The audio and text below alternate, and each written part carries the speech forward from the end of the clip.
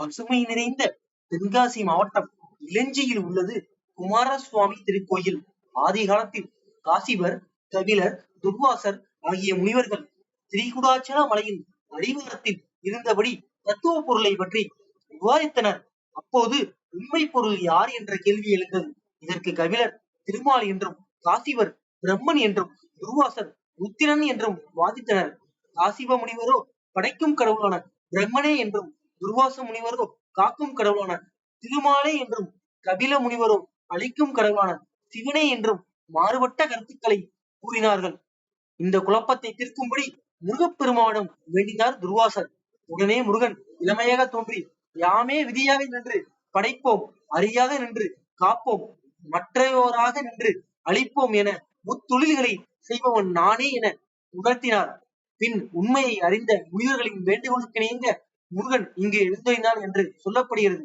அந்த தரிசனத்தை கண்டு தங்கள் ஐயம் தீர்த்த முனிவர்கள் தங்களுக்கு காட்சியளித்தது போலவே இத்தலத்தில் எழுந்தள்ளி இங்கு வரும் பக்தர்களுக்கு வேண்டும் வரங்களை தந்தொள்ள வேண்டும் என வேண்டிக் கொண்டதற்கு இணங்க இங்கு முருகப்பெருமான் வரதராஜ குமாரனாக அருள்பாலிப்பதாக இளஞ்சி தலவாரம் கூறுகிறது.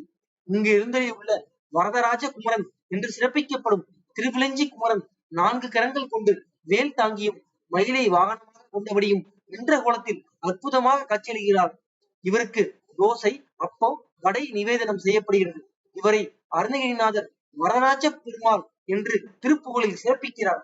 இவருக்கு இடப்புறம் அகத்தியரார் மலையில் பிடித்து வைக்கப்பட்ட சிவபெருமான் இருவாளுக நாயகராகவும், அம்பாள் இருவாளுக ஈசக்கிரணியாகவும் அருள்கின்றனர். மகிழ மரம் தலவிருட்சமாக உள்ளது.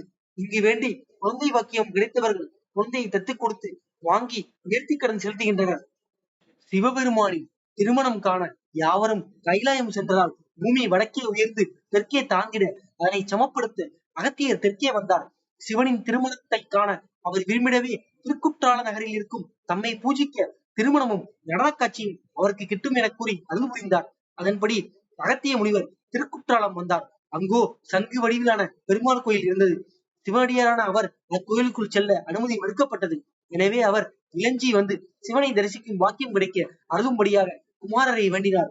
முருகப்பெருமானும் அருள் வழங்க அகத்தியர் சிட்டாரின் கரையில் குமாரருக்கு அருகிலேயே வெண் மணலை குவித்து பூஜை செய்தார். அவ்வாறு மணலை குவித்து அகத்தியர் பூஜை செய்த லிங்கம் இருவாளுக நாயகர் எனும் திருப்பெயரால் அழைக்கப்படுகிறார். அதன் பின் அவர் திருக்குற்றாலம் சென்று வைணவ வேடம் பூண்டு அரியை அரணாக மாற்றி வணங்கினார்.